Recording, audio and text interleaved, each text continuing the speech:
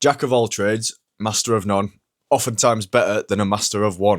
That is an embodiment of what hybrid training is. And by hybrid training, I mean to build strength and endurance simultaneously. Over the past few years of hybrid, I've got a mic on some scissors, by the way. Over the past few years of hybrid training, I've found a few things that kind of streamline training. So here is six things that have helped me.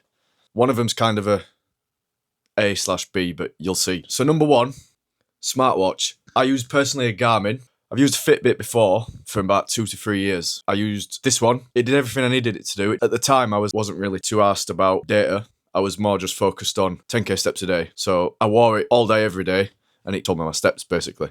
But with the Garmin, a rule that I like to live by is if you break it, buy something more expensive, and if you lose it, buy something cheaper. So this is the Forerunner 255. So it's got a good battery life. I charge it once a week. I think it could last up to 10 days if I let it, but I just think it's easier just to charge it once a week and then you don't get halfway through the week and then need to charge it again. You can also use it to track a variety of different exercises. So on here, I'll show you.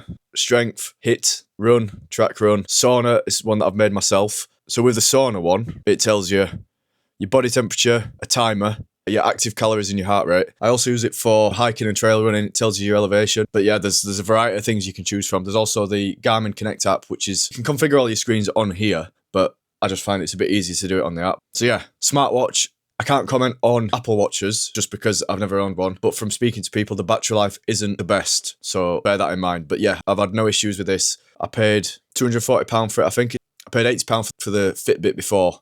But obviously, the rule that I live by is if you break it, buy something more expensive. I've not broke it yet and I've not lost it. So far, so good. Number two, an app to track your lifts. For my early 20s, I used the Notes app to record my lifts, but it got very overwhelming. There's just a lot of information, and anything over 12 weeks, you've got 12 lines of text, so it just becomes a bit of a task to keep tabs of things. So now I pivoted to an app called Strong. It's free. You can get 4 templates on the free version, which is more than you need. Not many training splits really go above 4 different kinds of exercises. Push-pull legs, you obviously can fit that into it. Upper-lower split, you can fit that onto it. But yeah, it's just easier. Rather than having like a big wall of text, it just shows you the last workout that you did. So for progressive overload, you've got your numbers there. You just need to try and beat it, whether that's in reps or weight. So yeah, number 2, a good app to track your lifts.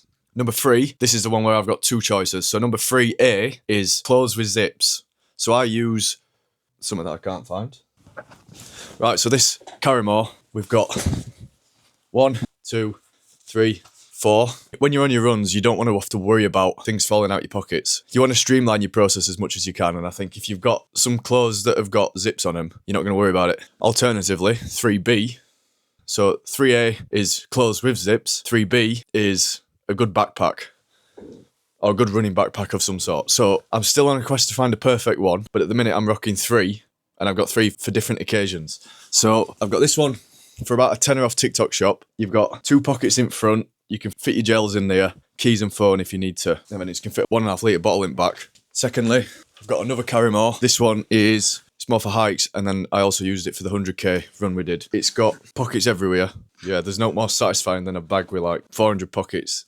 I'd rather overplan than under-prepare. Because if you fail to prepare, be prepared to fail. Write that one down. The third one I've got is this. It's a Trekkies one off Amazon. It's kind of a hybrid of both. You've got pockets for bottles at the front. You've also got enough space at the back. I think it's good to at least have one so you can put your stuff in when you're running. And plan for more because you don't want to get caught out.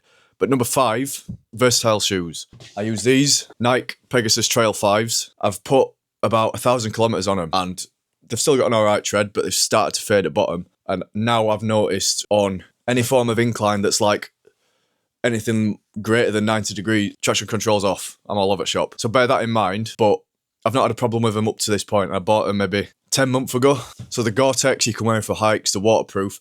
I put them through a washing machine, I have no idea how many times. And the stitching's still perfectly intact. So I've worn them for hikes, I've worn them on a running track when it's raining, I've had no problem.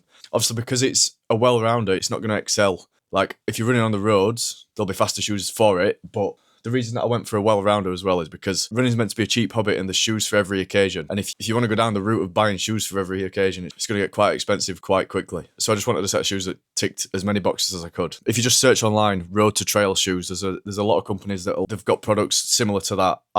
I can't fault them. Obviously, if you're on like rough terrain, it is a bit slippy, so bear that in mind. And then also, they're not going to get the same speed as like your carbon shoes and super shoes, but they're not designed to. They're a well-rounded option.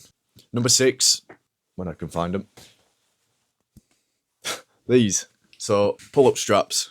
They're a bit worn, but I've had them 3-4 years now, probably longer actually. It's just for any movement that involves pulling. So deadlifts, pull-ups, lat pull downs, rows. They take the effort out of having to use your forearms and it targets your back more. One thing to bear in mind is if you're a 9-to-5 office dweller like me and you don't do much physical labour, if you want to train for a high rocks, obviously farmer's carry, you need your grip strength and your forearm strength to be able to do that. And I noticed the last high rocks that I did, I was kind of weak at farmer's carry. I kept having to stop to like recoup and go again. So if you are training for high rocks, they might not be for you. But if you do want to target your back muscles rather than your forearms, it's definitely worth investing in.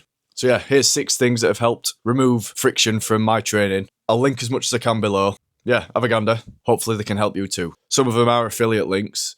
I'm waiting for the Gymshark sponsorship to come through to be able to do an affiliate link for that one. So if they're still on the website, I'll put the link to it. So yeah, have a look. Hopefully they can help you. Thanks for watching. I'll see you next time.